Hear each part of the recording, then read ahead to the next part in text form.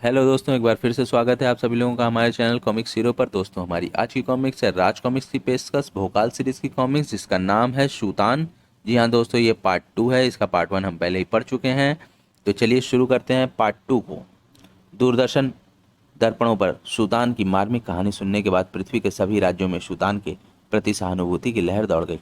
उफ, यह खुद इतना दुखी है और हमें कैसे हंसाता रहता था। यह था गंजागढ़ का राजा टकला कपाल। परेशानी यह है कि शकल से कभी इतना दुखी नहीं लगाया। यह था सूरतगढ़ का राजा परेशान लाली सिंह। शक्ल तो ऐसी है कोई देख ले तो रोटी नसीब ना हो।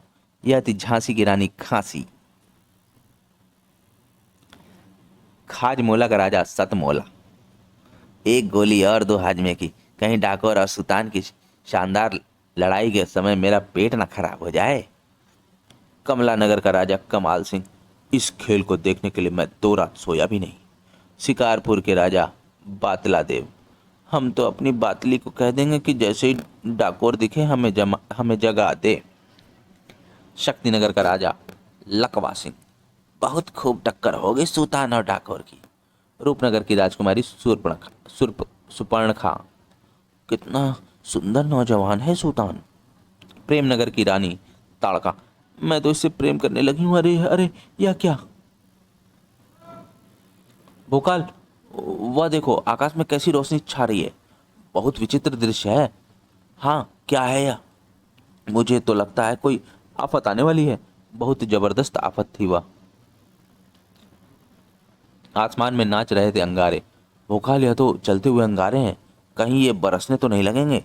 जैसे वे अतिक्रूर के ही बोलने का इंतजार कर रहे थे। बरस पड़े अंगारे मूसलाधार बारिश की तरह।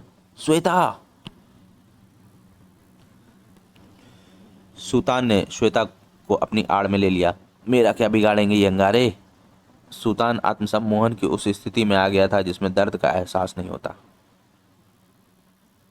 किंतु अति क्रूर उन अंगारों की तीव्र वेदना सहने के लिए मजबूर था। उफ, मोटी चमड़ी भी कब तक यह पीड़ा सहेगी? और भोकाल, असहनीय पीड़ा से बचने के लिए कुछ करना ही होगा। भोकाल! रूप परिवर्तन हो गया उसका, और इस तरह तीनों उस भयंकर मुसीबत का सामना कर रहे थे। शीघ्र ही कुछ ना किया गया तो यह मुसीबत हमें निगल जाएगी। मेरा शरीर बुरी तरह जल रहा है, किंतु यह तो केवल एक शुरुआत थी, क्योंकि तभी गूंज उठा वहां एक भयंकर अट्टहास। ओह, तो यह है डाकोर और उसका अंगारों का नाच। खुदागंज का राजा अल्लाहू। बलदेवगढ़ का राजा प्रचंड देव। ओ मुसीबत पर मुसीबत। हा हा हा हा हा हा। पंजाब का राजा पंजाबी। वाह, क्या रोमांचक खेल चल रहा है। क्या मुसीबत है? कौन है यह? डाकोर मेरा दुश्मन। खेतगढ़ का राजा खरपतवार सिंह। ये राक्षस इनकी गोभी खोद देगा। डाकोर ने अपनी गदा घुमाई। डाकोर की गदा का वार बड़े बड़े सुरमा नहीं सह पाते। अंगारों की बारिश तब तक थम चुकी थी। भोकाल भी ना बच सका डाकोर की गदा के प्रचंड वार से। हा हा हा हा। और भोकाल अंगारे चाटने पर विवश हो गया। उफ! भोकाल आगे बढ़ा, किंतु चीख उठा सुतार। नहीं भोकाल नहीं, यह मेरा शिकार है, तुम पीछे हट जाओ। भोकाल पीछे हट गया। सुतान ने श्वेता को भोकाल के सुरक्षित हाथों में सौंप दिया। तुम इसे संभालो भोकाल, और सुतान की सम्मोहन कला का अद्भुत दृश्य देखो। सुतान ने हाथ ऊपर उठाए।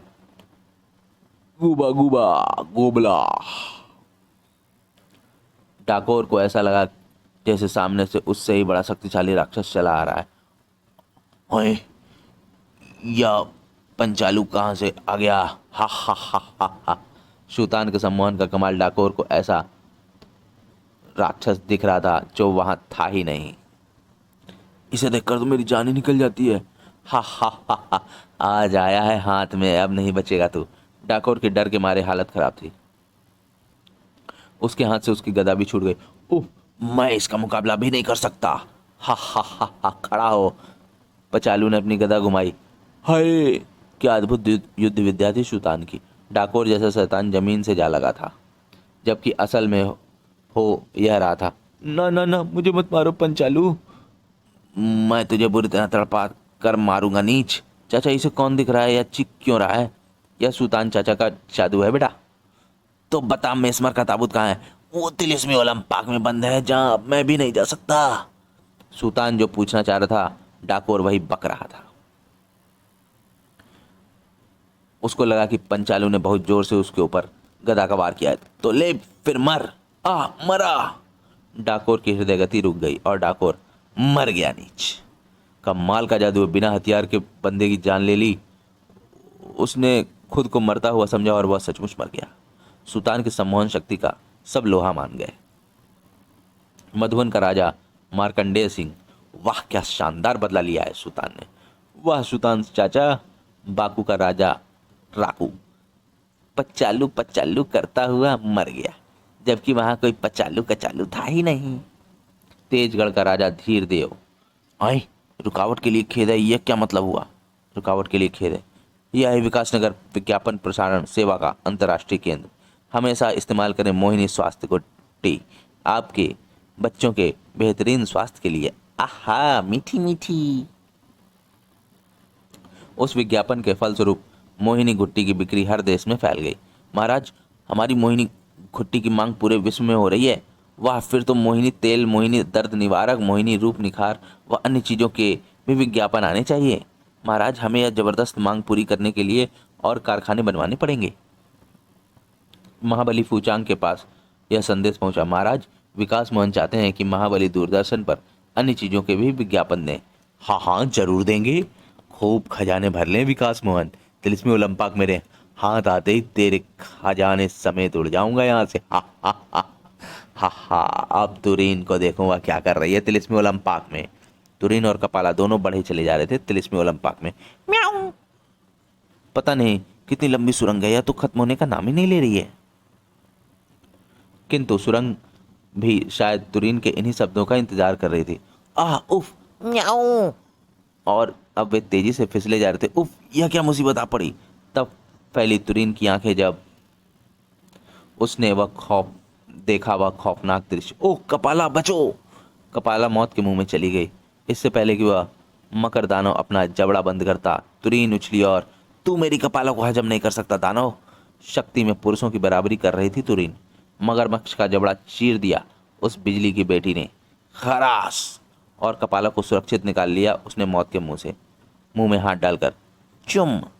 किंतु तालाब में एक मकर दानव थोड़ा ही था, वह तो पूरा मकर दानवों से भरा पड़ा था। इतने मकर दानवों का सामना एक ही तरह संभव था। चल कपाला। कपाला का आकार बढ़ने लगा। तुरीन उछलकर कपाला पर सवार हो गई और चल उड़ कपाला। मकर दानवों का शिकार धोखा दे गया उन्हें। तुरीन ने वार किया, चीख भी ना निकलेगी अब तुम्हारी। तत्काल दम तोड़ दिया मकर दानवों ने। कुछ ही देर बाद तालाब में एक भी जीवित मकर दानव नहीं दिखाई पड़ रहा था। हो सकता है कुछ अभी पानी के अंदर हो, किंतु इस तरह कब तक टंगे रहेंगे। तभी उसके दिमाग में एक बिजली सी कौंध गई और उसने विद्युत प्रहार किया। अगर इस तालाब का सारा पानी सुखा दिया जाए तो। तालाब खाली हो गया और दिखने लगा तल। वाह, तालाब के तल में एक और रास्ता। तुरीन उतर गई एक और सुरंग में। देखते हैं यह रास्ता कहाँ ले जाएगा। कपाला अपने पूर्व रूप में आ गई थी। महाबली फूचांग, शाबाश तुरीन, तुमने तिलिस्म की पहली बाधा पार कर ली है। फूचांग ने दूरदर्शन आईने का दृश्य बदला। अब देखता हूँ भोकाल, सुल्तान व अतिक्रूर क्या कर रहे हैं। भोकाल, सुल्तान, अतिक्रूर व श्वेता खड़े थे एक खौफनाक मुसीबत के सामने। उफ, यह क्या बला है। घबराओ मत, मैं देखता हूँ इसे। जबरदस्त। ऐसी क्या जबरदस्त बला थी वह।